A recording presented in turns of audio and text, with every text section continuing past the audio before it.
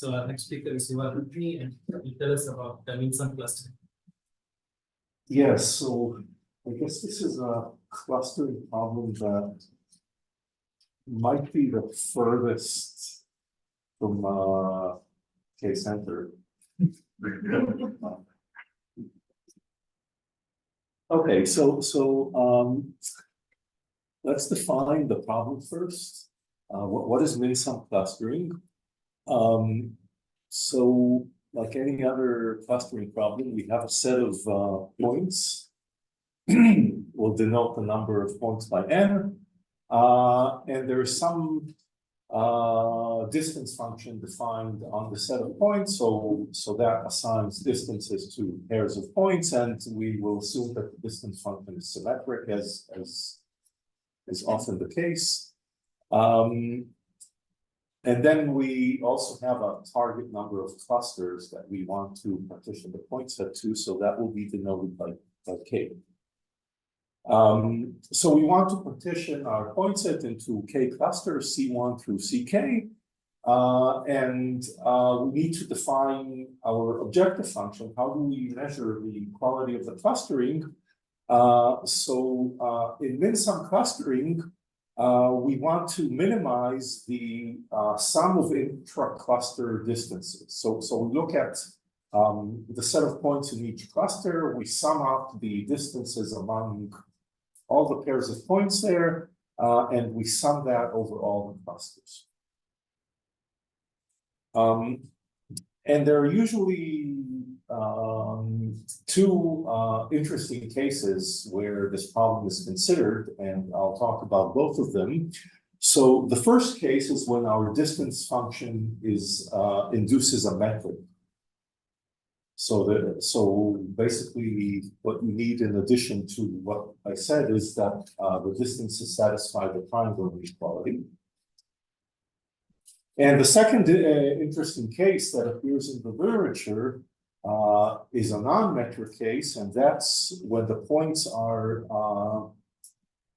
some points in real space, in d-dimensional real space, and we measure distances by the square of Euclidean distance. So these are the two interesting cases that appear in the literature. Of course, you can define other distance functions that ask the same question. Okay, so why are we interested in this problem?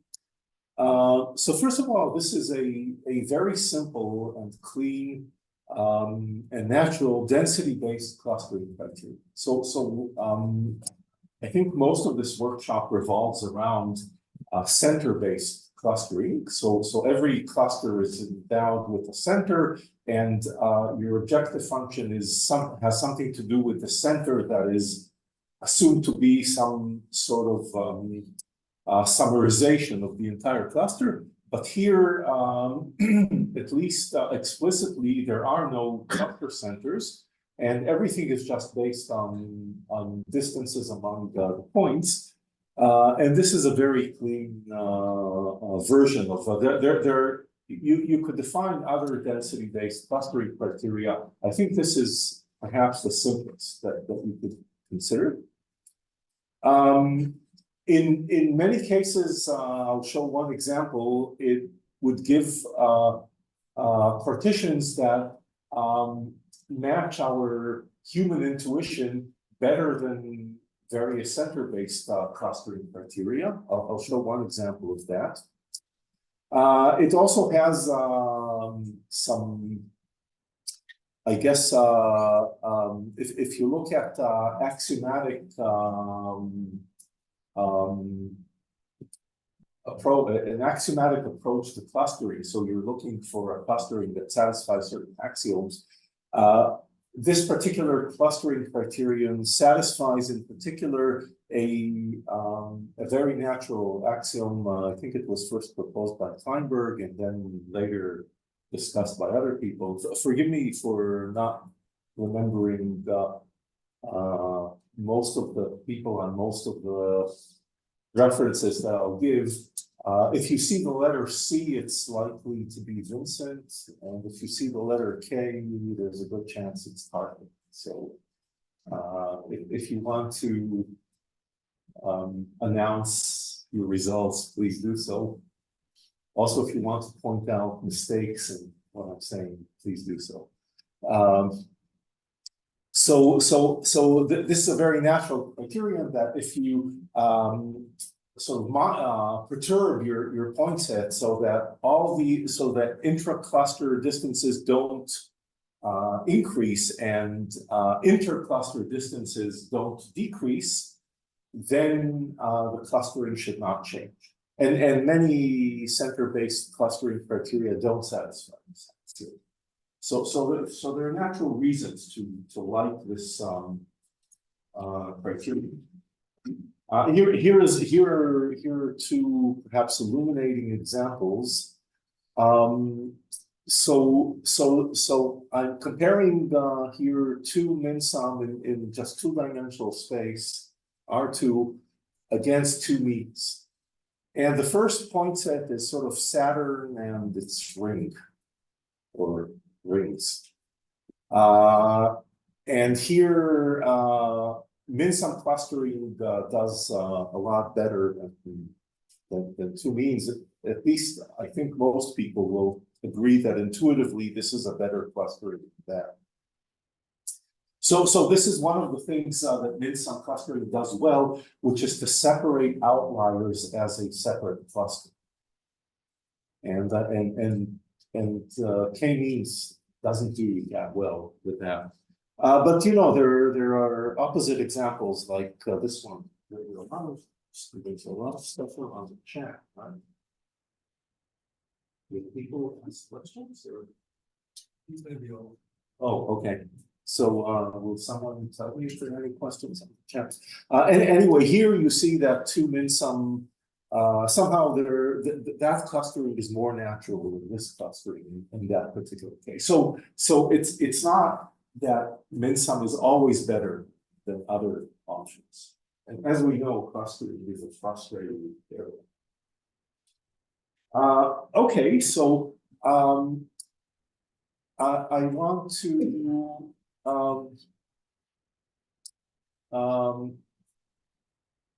tell you a little bit about what's known about min-sum clustering, and I'll compare it against a natural center-based clustering in the same setting. So let's start with the metric setting. This is what we know about k-min-sum, and I'm comparing it against our knowledge about k-median, which is sort of a natural choice in metric spaces. So you see that we know a lot less about k-min-sum, and what we know is not as good. So in general, for example, k-median has constant factor approximation guarantees and also constant factor hardness results. And the approximation guarantee and hardness result aren't that far off. I mean, you know, they are pretty far off, but when we're talking about k-min-sum, any constant would be nice, even a million. So these are two very close numbers. Now with k-min-sum, there's a constant lower bound. It's actually like a smaller constant than for k-median, even though the problem seems to be a lot harder. Because what the best thing that we know in terms of approximation guarantees is logarithmic. This improves a slightly super logarithmic bound that was before, and this log n comes from approximating the metric space with an HST, and then on an HST, on an ultrametric, you can get a constant factor guarantee. So the log n really comes from the fact that we don't know how to handle arbitrary metric spaces here. Now, if we're looking at you know, the case of bounded doubling dimension, that would be a natural question in metric spaces.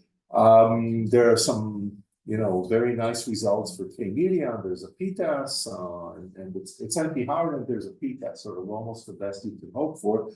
Nothing is known about k-min-sum. if K is fixed, then we know a little bit more. So both K median and K minsum have a p-test, but if you look at the running time of the p-test for K minsum, it's really horrendous compared to the really strong results that we have for K median. And then there are some additional results. I'll skip those. Yeah. There might be a QP test for the bounding W. For? Bounding W. Oh, a QP test for K minsum. Might be, yeah. Okay. Yeah, Oh, that's very good. I mean, and if you see any gaps in my knowledge about the problem, please mention it. So yeah, so that's very, but it's still much worse than what's known for KD. Now if I switch to the Euclidean squared case, our knowledge is even more miserable than the metric case. So here I'm comparing K minsum against K means. That would be the natural choice. So for K means, again, we have constant factor guarantees and constant factor lower bounds. I think the rule that C is Vincent and K is Hartwig holds here, right? LSU. Oh, Ellis, okay. Now, for K minsum, we basically know nothing except that the problem is not polytime solvable. For a small dimension, we know very little, and we have nice results. Like if the dimension is constant, there's a p-test for K means. For small k, we know a little bit more because there's a p-test here. It's NP hard, and there's a p-test of it. The same holds for K means, but the running time for K means is really nice, and for K minsum it's pretty bad. We have beyond worst case, lots of beyond worst case results for K means, none for K minsum. We have practically appealing heuristics for K means. We have none of those for K minsum. So this sort of explains why nobody uses K minsum, even though it's a very nice cluster. But actually K minsum has some really nice properties that may make it far more manageable than more complicated density-based clustering. So I think the most the nicest property is that it's really sort of a center-based objective because you can write the objective function as a sum of distances to the cluster centers. The cluster centers here are the same cluster centers as in K means. So we're talking about the Euclidean squared case. So it's just the average of the points. But unlike K means, you have to scale the cost of each cluster by the number of points in the cluster, and that's what this scaling is what causes all the difficulty in managing the problem. Now, if you want, so this is an exact relation. If you want, we're aiming for any constant factor. Like 1,000,000 would be wonderful. 1,000,000,000,000, whatever constant you can get. 10 to the 100. So you can just approximate the center by one of the points, and you only pay a factor of 2. And there are analogous approximations in the metric case, so I won't go into those, but you can do pretty much the same thing in the metric case. Of course, the exact thing would be somewhat hard to explain. Now, this factor of 2 can be improved while still keeping the number of candidate centers polynomial in N. So it will be N to the 1 over epsilon squared roughly. Maybe even 1 over epsilon, because of what we discussed yesterday. Okay, so I want to tell you about one failure to solve the problem. It's a paper I co-authored, so I'm really talking about my own shortcomings. This is sort of a very natural attempt. We reduced min-sum clustering to some sort of center-based objective function. So let's try, the usual thing. Let's solve a facility location version of the problem where we Lagrangeify the constraint on the number of clusters by some uniform facility opening cost that we try to optimize to get exactly K clusters. So of course, if we get exactly K clusters, we're always happy because we solved the problem. But see, we usually are not going to get K clusters. So we have to do something. So here, both the set of clients and the set of servers can be just the points because we lost a factor of 2 on account of that. So that's not a big deal, given our state of knowledge about K-min-sum clustering. Now, the difficulty here is that knowing the cluster center is not enough. In fact, when I'll get to open problems, how much time do I have left? 10 minutes. 10 minutes, okay. Hopefully I'll get to that. Then suppose I know the cluster centers. I have no idea how to assign points to clusters optimally or even up to a constant factor approximation. I need to know also the cluster capacities. And in fact, that's not terrible because it's okay to approximate the cluster capacities. If I know them up to a constant factor, that's good enough. If I'm aiming just for any constant, which at this point would be a great result. So we need to keep actually multiple copies of each center. Let's say 1 for each scale, where scales are, for instance, powers of 2, or any power of any constant would give us a constant vector approximation. So the issue here, okay, the scale now of a center serves 2 distinct purposes. First of all, it determines the distances from the points to the center, because the distances have to be multiplied by the scale. And the other thing is that it also determines the capacity that this center is willing to absorb. So we get a version that is on the one hand capacitated. That's actually the minor issue here. But on the other hand, this is really far from a metric. I mean, even the Euclidean squared case is not far from a metric.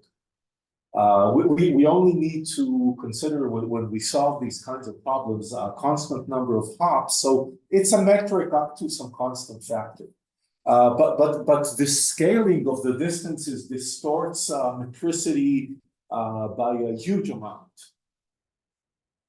So we're far from metric, and that's the real stumbling block here, not the capacity.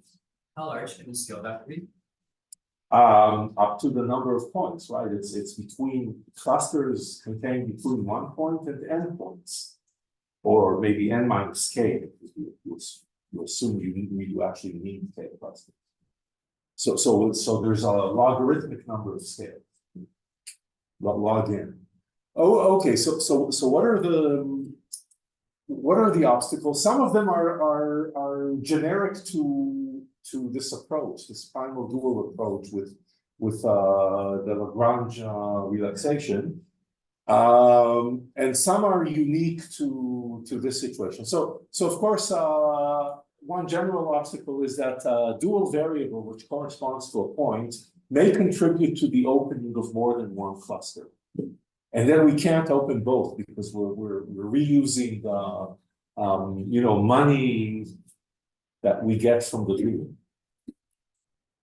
So we can only open some of the clusters. We need to open an independent set of clusters that don't have points contributing to two clusters there, and then that will leave some points unclustered. Because there are some points that only belong to one cluster, but the points of that cluster, some other points of that cluster contributed to clusters that we actually open. So we have to reassign points. That's a standard thing in this line of work. Now the capacities can be dealt with, for instance, by this approach. I mean, capacities here are not a big deal, especially since we don't need to. These are not hard capacities. We're allowed to violate them. They're not hard constraints.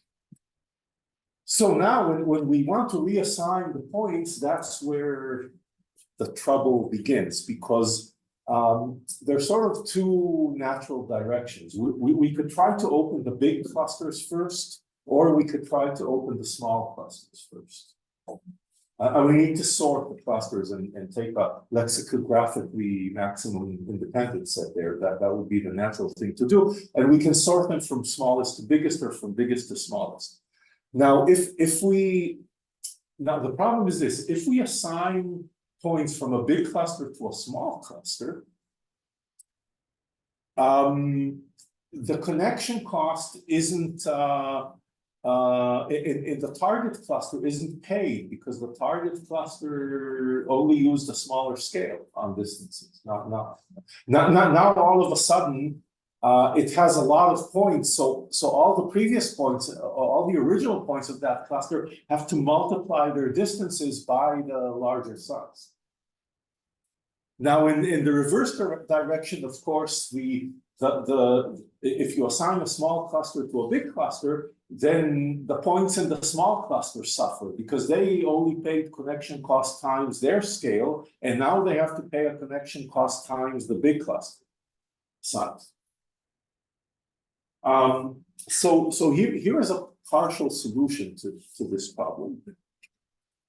Let's open the clusters from bigger to smaller.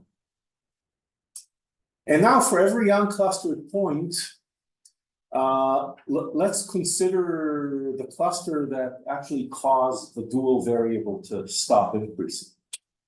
So in this particular case, we opened this cluster. There was a smaller, this is a smaller cluster, which had some, points in this big cluster. And then, there's a point here that was not clustered, but this cluster is what determined the dual variable. The dual variable stopped increasing because the constraint of this cluster became times. And the size of that cluster is much smaller than if the sizes are within constant factors, then we're still okay. But when the size is much smaller, that's an issue. Okay, so we want to assign this point to this cluster, but the problem is that the point can pay the distance times the size of the small cluster, not the distance times the size of it. It doesn't have enough dual money to pay to be included in the big cluster, because then it would have to pay the distance times the big cluster size. So that's the problem. So now let's think of these assignments to the center. And this cluster could be blocking a lot of small clusters of size C2. So we have if we have a lot of points that need to be assigned here, they have enough money, enough dual money to open their own cluster of size of scale C2, and then you group them together into a new cluster. So in that case, we're okay. If we have a lot of these things that need to be assigned here, but we can't assign them to the big cluster. Now, if there are only a few of them, then we did not cluster a small fraction of the points, right? Because all of these points in the big cluster are clustered. And all of these smaller clusters of smaller scale, if there are only a few points from them, then together they are a negligible fraction of the points that were clustered. So what we get from this, we don't really get a solution, but we get a solution that clusters almost all the points and is a constant factor approximation to the optimal clustering of all the points. That's the kind of thing that we can get from this solution. And I don't know how to solve this issue of having these outliers that have nowhere to go. Okay, so let's conclude with some open questions that I'm willing to write later on the over there. Okay, so is there a way to make some sort of primal dual argument here work? I don't know. There's some underlying LP. So one of the simplest ways to think of this LP is an exponential size LP. So we just compute a fractional clustering of the points. We take clusters with all of their cost with a fractional weight, so that every point is when you sum up the weights of all the clusters that contain it, it's fully contained in some cluster.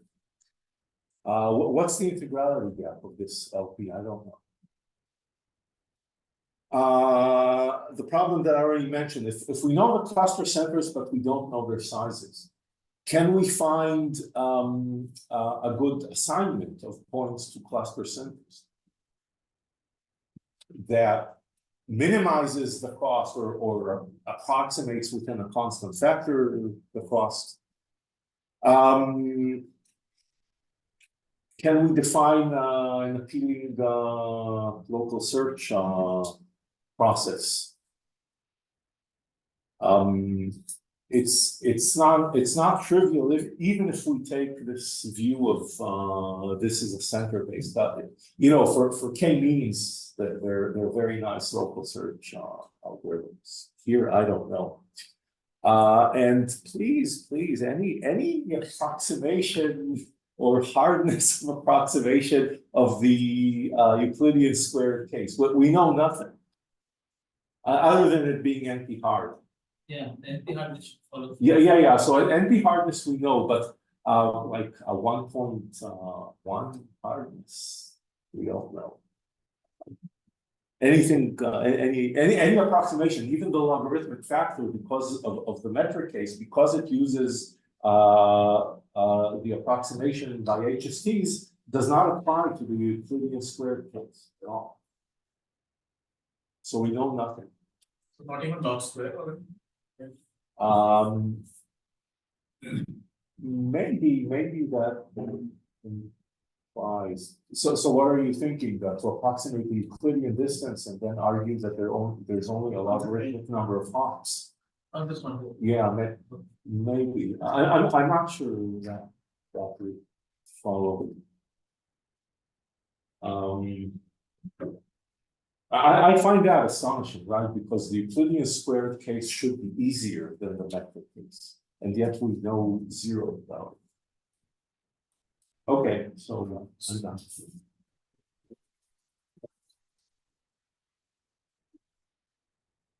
Just to clarify on the last bullet, you don't even know in, like, say, 2D, right? It's sort of like it's because you said, okay, I don't remember the initial slides, first slide you had, let's remember doubling and something.